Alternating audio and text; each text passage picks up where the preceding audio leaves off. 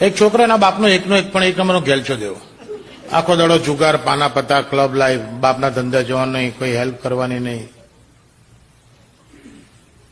એટલે એકવાર એની માએ કીધું, બેટા પપ્પાનો બિઝનેસ ના ગમતો હતો, પપ્પા ગુજરી જાય પછી આપણે વેચી નાખીશું.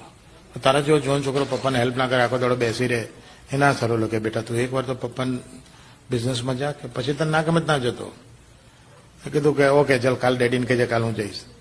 મેં કીધું છોકરાએ હા પાડી છે, કાલે આવવાનો છે. તો બાપો ખુશ થઈ ગયો કે હો કાલે મારો સન આવે છે, પ્લાન્ટ મેનેજર, પ્લાન્ટ ઓપરેટર, બધાને કીધું કે everybody should be alert, he should be treated nicely. કાલે આખી ફેક્ટરી આપણે બતાવી છે.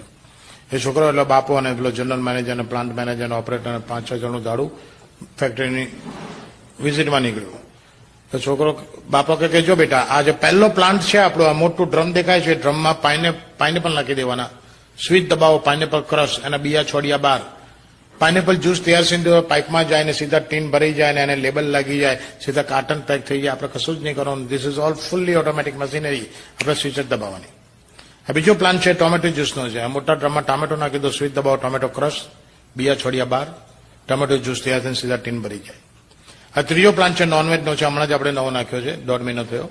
આ મોટું ડ્રમ દેખાય છે, એમાં ડુક્કર નાખી દેવાનું, ભૂંડ, પીગ, સ્વિચ દબાવો, ભૂંડ ક્રશ થઈ જાય અને હાડકા ચામડા ઓટોમેટિક છૂટા પડી જાય અને મટનનો સૂપ તૈયાર થઈને સીધો પાઇપમાં બહાર જઈ અને ટીન ભરી જાય, લેબલ લાગી જાય, કાર્ટન પેક થઈ જાય. બધું ઓટોમેટિક. આપણે ખાલી સ્વિચ જ દબાવવાની, કાંઈ જ નહીં બીજું. છોકરાના દિમાગ ગેલચો દેવું. એ ધીસ ઇઝ ઓકે ડેડી, પણ આપણી પાસે પપ્પા એવું કોઈ મશીન નથી કે જેમાં સૂપ નાખીને સ્વિચ દબાવીએ તો ભૂંડ બહાર નીકળે. ના બાપે કેવું મશીન છે ને આપણે ઘેર? આપણે ઘેર કહ્યું કે તારી માનો ભોસડો.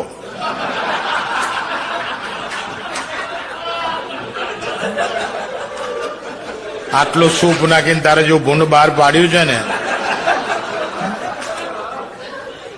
ભોસડીના ઊંધા સવાલો કરે છે.